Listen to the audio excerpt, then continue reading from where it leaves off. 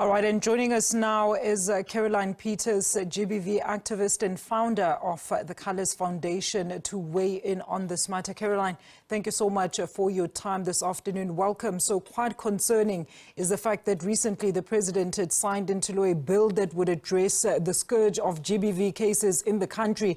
And yet we have to report on yet another harrowing case. Your comments, please. Yes. So, good afternoon and thank you for having me. I just want to say, this case is not in isolation.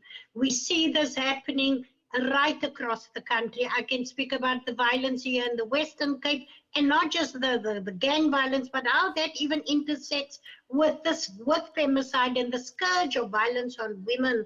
And if we want to speak about we just speaking about David Masachela now, and for stabbing his girlfriend to death.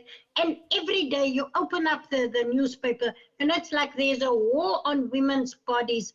Femicide in South Africa is out of control, and these are not isolated incidents. I want to reiterate. I want to say we know that just before we went into elections, our president signed the GBV Council into existence, which took a few years to get here. So we need, one of the questions that I was thinking of, we were speaking about the government of national unity and how that will affect gender-based violence. And we know that a lot have taken place to make sure, and we're trusting that the negotiations that happen behind the scenes will be in the best interest of gender-based violence, to eradicate gender-based violence. We know that it is completely out of control.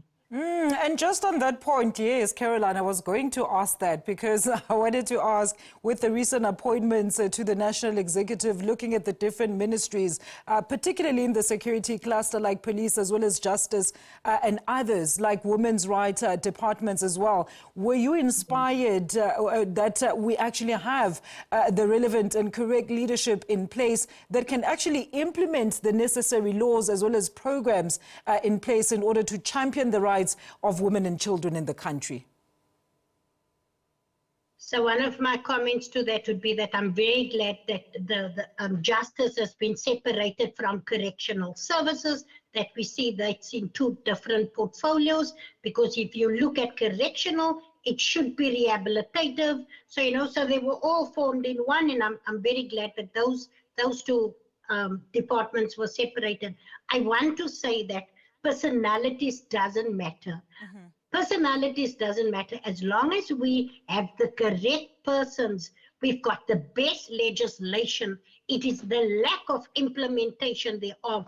I am hopeful that's why I was saying I'm hopeful that the negotiations that was happening behind the scenes for this government of national unity, that the implementation or not, that it's not the personalities that's going to get in the way to again, that we see eradication of gender-based violence.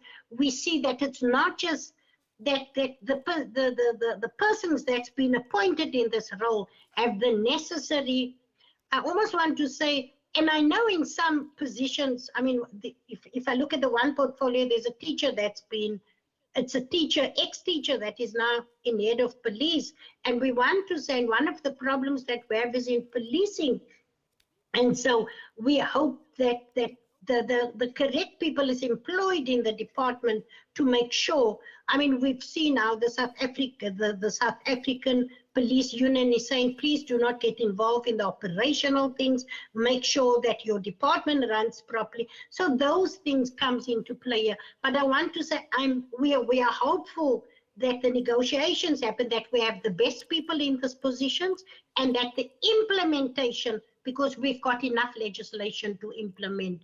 We do not need more legislation. We've got enough, but that it is implemented by these personalities that has been appointed. Personalities doesn't matter. Absolutely, Caroline. So where do you think we're actually losing this fight? Is it at community, family, or mindset level? In that most of these cases, as you mentioned earlier, it's gun-related, gang-related violence, or as a result of historical patriarchal systems that still hasn't quite been addressed in this so-called gender-inclusive nation.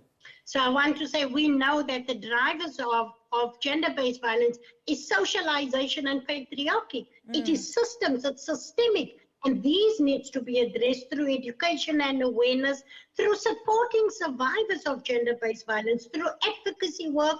You know, and one of the things that I often say in communities, when you see something, say something. We are bystanders in our communities. We're not doing, and the biggest thing for me, you know, as a African feminist and human rights defender, and I've been doing this work for more than 3 decades. I want to say that we're not engaging men and boys enough. We need to start doing more preventative work within communities, and it starts within communities. So if we do not tackle patriarchy and socialization within our communities, nothing, we need to start there. And I mean, with a special focus on men, right, Caroline? I'm not sure if you saw the clip preceding our interview. Even men were saying, you know, we've always known this guy, but we never picked up the sign. So how do we open up discussions to ensure that men's issues are also raised? I mean, the latest stats indicate that men here in South Africa have the highest suicide rate. And the reasons are that men feel like they actually cannot talk and open up to anyone. If they do, they are mocked or emasculated. If they seek help or assistance from the police, they are laughed at, so they feel alone. So definitely more dialogues for men, more safe spaces for more men engaging. You know, I like the speaker that was on previously. You know, I like that it's men working with other men. One of the things that our organization is very involved with is with the Men Engage Alliance South Africa, all organizations working in the field with boys and men. You know, many years ago, if you had to ask me, but my work is actively in preventative work now for this last 2 years, and I can see the difference that we make right now. We're at a camp for young boys. With young boys, we've taken young boys from our community, and how do we change that? You know, so definitely working with boys and men, but starting, and for me it should even start at primary level, and then having these safe spaces for the men, and speaking, allowing men to speak. And you know, often I say to women, we say we want a sensitive man, we want a man that can cry, we want a man, but do we allow our young boys and men to be that, you know? So we put a lot of pressure even on men, and I know that, and I know some of my feminist sisters might not agree. It looks like I'm advocating for the men, but we should be. We should be. I mean, what more than, Caroline, in closing, do you think still needs to be done? We have, as you said, various initiatives and laws that seem to revolve around education of women about their rights. And the conversation always comes back to, why are these programs then excluding men? Because they need to, they also need to be part of the message, as well as awareness of some of the driving factors behind GBV. I want to say that we have been including men in these spaces for a very long time now. Even as South African Women in Dialogue, I'm the provincial chair, we've made sure over the last few years that in any dialogue, every dialogue, it is just very difficult to engage men. You know, you put out a flyer to a community, trying to find men to come and participate in a dialogue is something, it's very difficult. So we've tried the barbershop talks, we've done the tavern talks, we've done this, we've tried to engage more men, but I think we need to start, and we have, I don't want to say we need to start, we have started engaging men where they are at, and for men to be more comfortable. We are seeing the shift and changes, and more organizations, even women's organizations, taking on this role to engage men and to encourage men to speak more, encourage men to speak more about the mental health issues, etc. So we are there, and we need to just keep going at it, doing that more, and more of that and this is our preventative work, and we need, yeah.